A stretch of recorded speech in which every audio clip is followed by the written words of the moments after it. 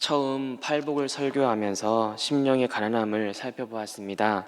심령의 가난함은 철저하게 자신의 부족함을 깨닫고 자신의 연약함과 교만함을 슬퍼하며 하나님 앞에 불쌍히 여겨달라고 회개하는 심령이다라고 살펴보았지요. 그런 자에게 하나님의 은혜와 능력과 나라가 임하며 의롭다는 하나님의 인정하심과 사랑하심과 은혜를 누린다고 우리가 저번에 살펴보았습니다.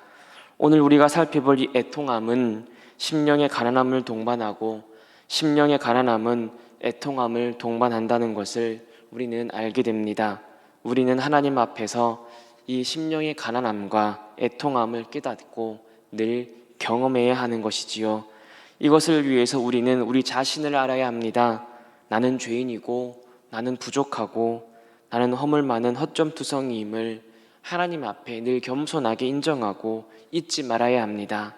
오늘 본문은 이처럼 자신의 부족함과 자신의 허물됨과 죄인됨을 알고 애통해하는 자에게 예수님께서는 행복하다라고 선언하십니다. 마태복음 5장 4절에서 예수님은 애통하는 자는 복이 있나니 저희가 위로를 받을 것이라 말씀하십니다.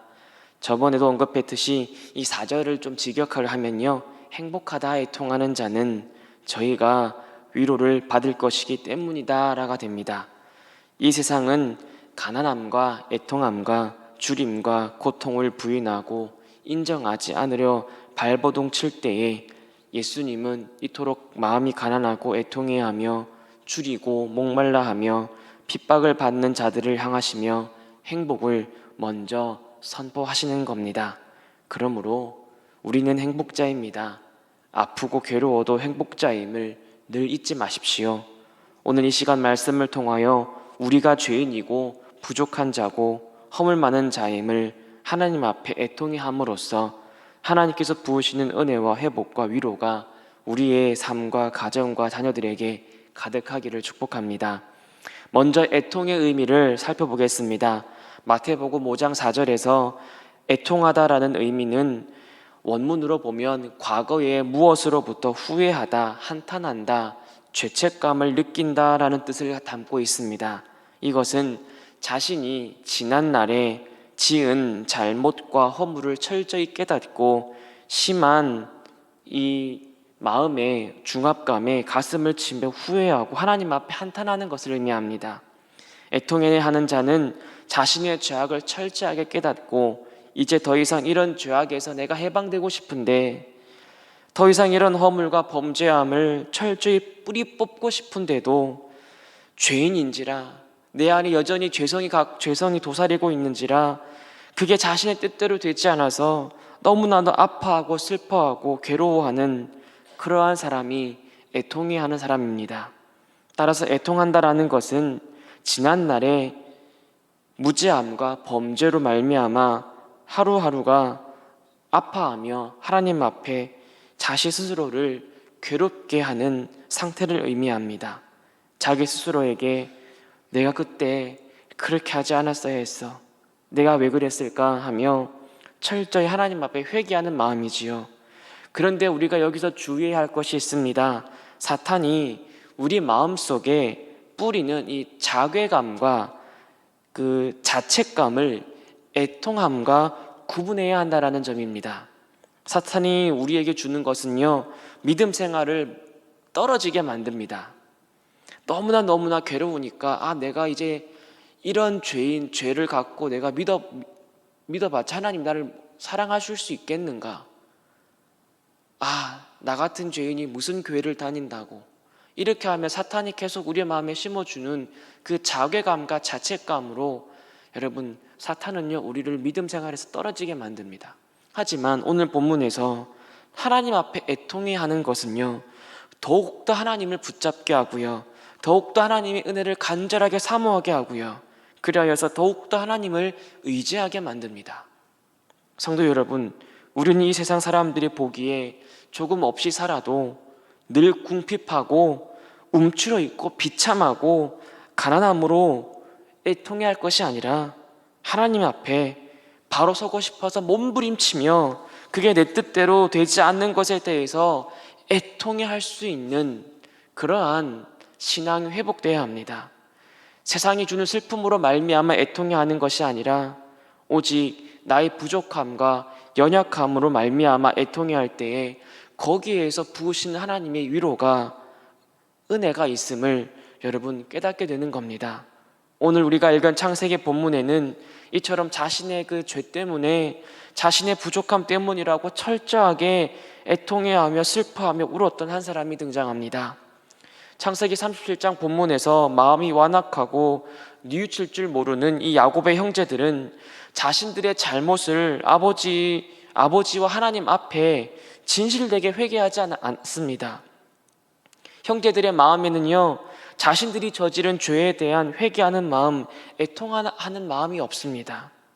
애통해하는 마음이 없으니까 형제들은 아버지의 마음에 큰 상처가 되고 대못을 박는 악한 행동을 하기 시작합니다. 그들은 자신들의 죄를 덮기 위해 또 다른 죄를 저지른 것입니다.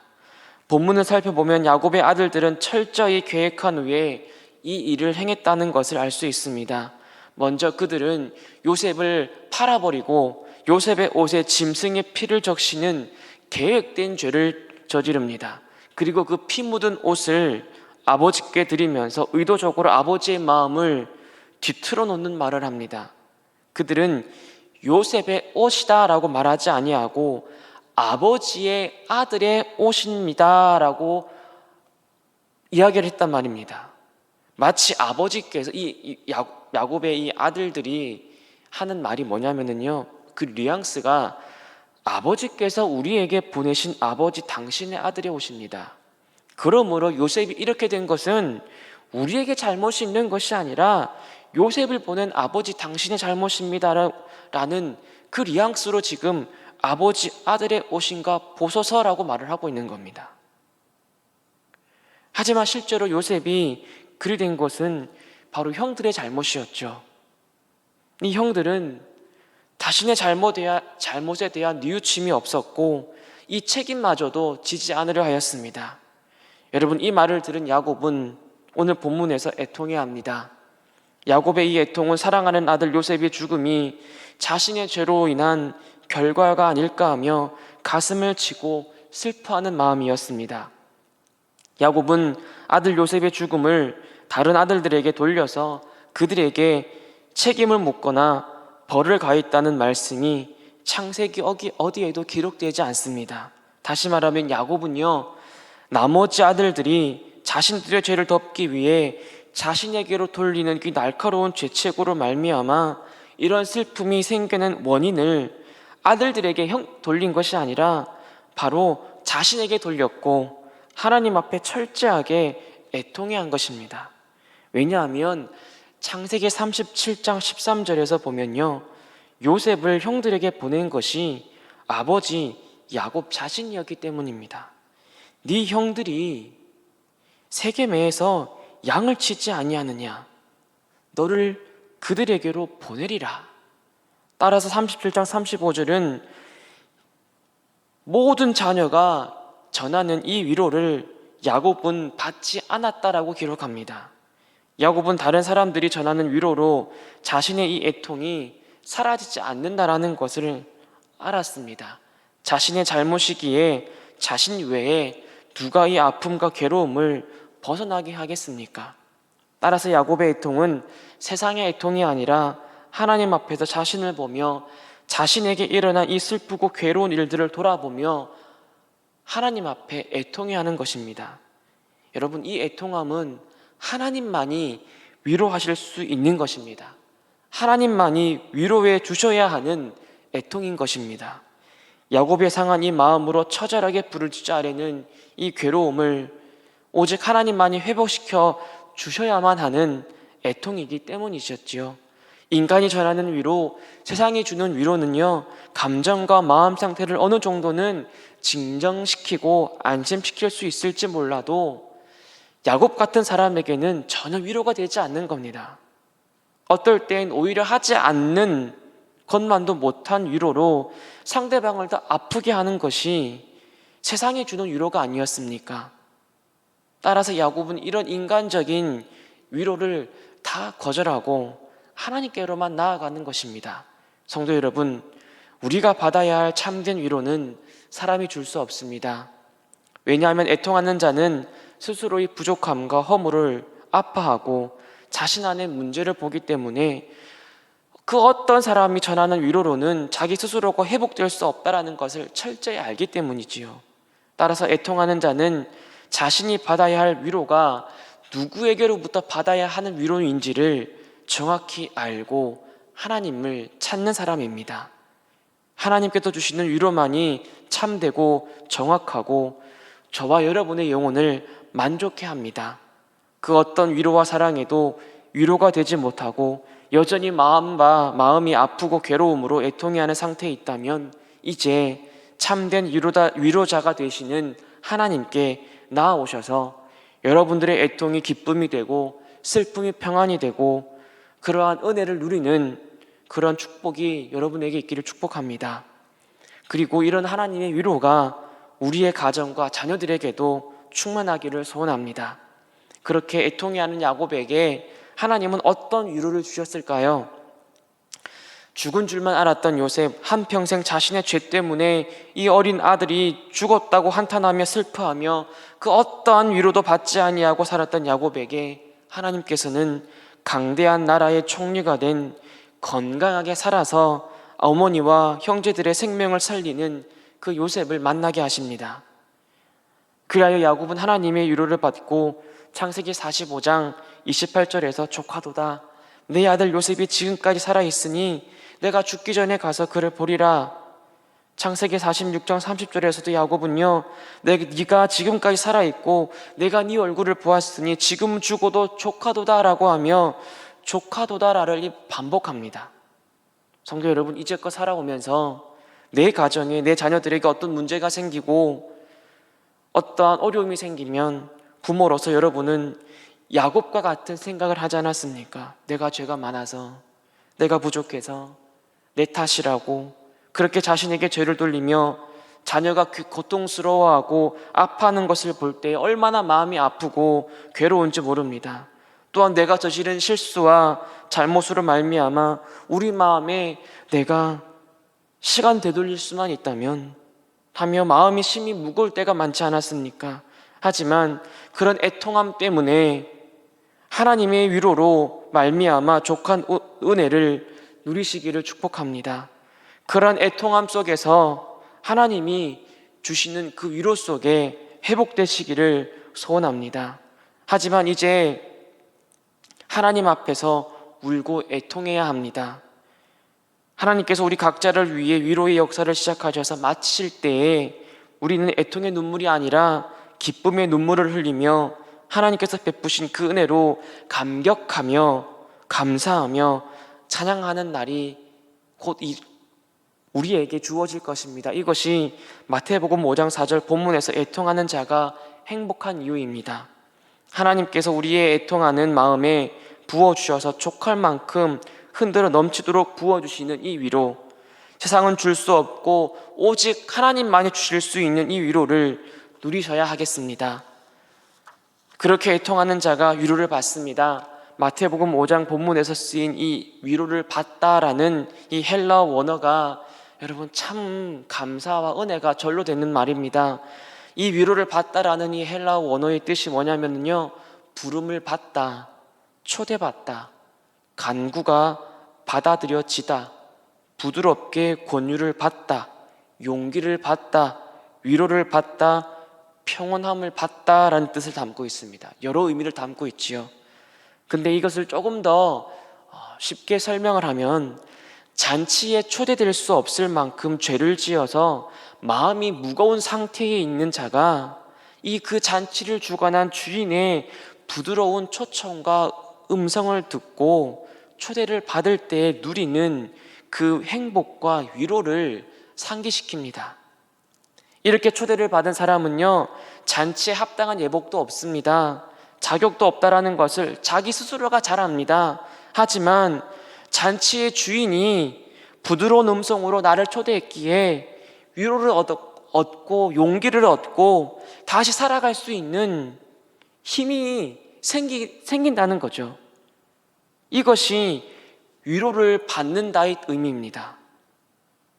자신의 애통함으로 인하여 말미암아 하나님께 이 나의 연약함을 도와달라고 간구할 때에 하나님께서는 그들의 간구를 받으신다라는 겁니다. 시편에서 다윗이 고백한 것처럼 하나님께서는 상한 심령을 멸시하지 아니하시고 오히려 그러한 상한 심령으로 하나님께 나아오는 자를 찾으시는 것이지요. 인간은 자신이 잘못을 했다는 것을 쉽게 인정하지 않으려는 경향이 있습니다. 자신의 의지로 죄를 지었으면서도 야곱의 아들들처럼 하나님 앞에 애통해하기는커녕 애초에 에덴 동산에 선악과를 두신 하나님 잘못이다. 인간을 불완전하게 만든 하나님이 잘못이다. 나는 아무런 잘못이 없고 저 사람 잘못이다. 라고 하나님 탓, 남 탓하며 그렇게 자기 자신을 교묘하게 빠져나가려는 사람들이 허다하지요. 그러나 하나님께서는 이런 인간들에게 죄책을 묻지 아니하시고 자기 자신에게로 돌리셔서 십자가를 대신 지신 게 아닙니까? 모든 것을 가지시고 모든 능력을 소유하신 예수 그리스도께서 우리를 위해 가난한 상태에 처하시고 기쁨으로 충만하신 예수께서 우리를 위해 애통해 하시며 우셨습니다. 그리고 우리를 이제 천국 잔치에 초대하십니다.